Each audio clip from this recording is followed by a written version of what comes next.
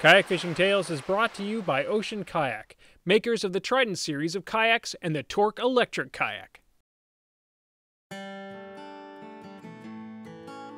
During our Petawawa River trip, and while we were fishing with Jamie Pastilli earlier this year, we were able to safely release each and every one of the muskie we caught, in large part because we had the right equipment, and that's what we're going to talk about this week. The first tool you'll need is a landing tool. Since nets are awkward to use from a kayak, we use boga grips. The boga grip holds the fish tight, lets you weigh the fish, but also has a pivoting gripper, so when the fish spins, and it will spin, you won't do any damage to its jaws or mouth. Now, something to keep in mind, if you're going to use lip grippers to land muskie, you want to use large ones. You want to keep that lure as far away from your hand as possible. We learned that the hard way while fishing with Jamie earlier this year.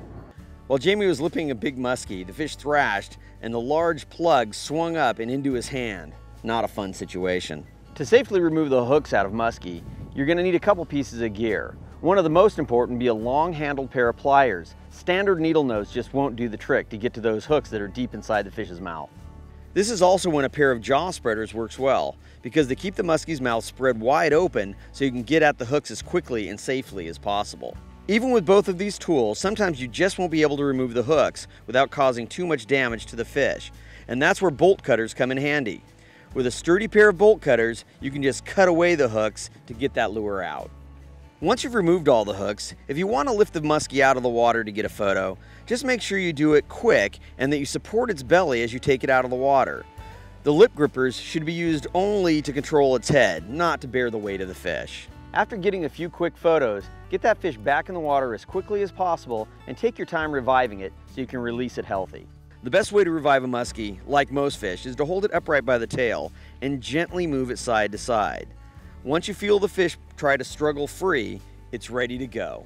Catching muskie can be pretty tricky, and I consider myself pretty lucky to have been able to do that.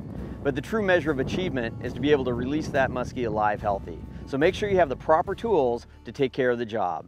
For more tips and your chance to win a fantastic kayak fishing package that includes an Ocean Kayak Trident fishing kayak and ex officio clothing, visit kayakfishingshow.com.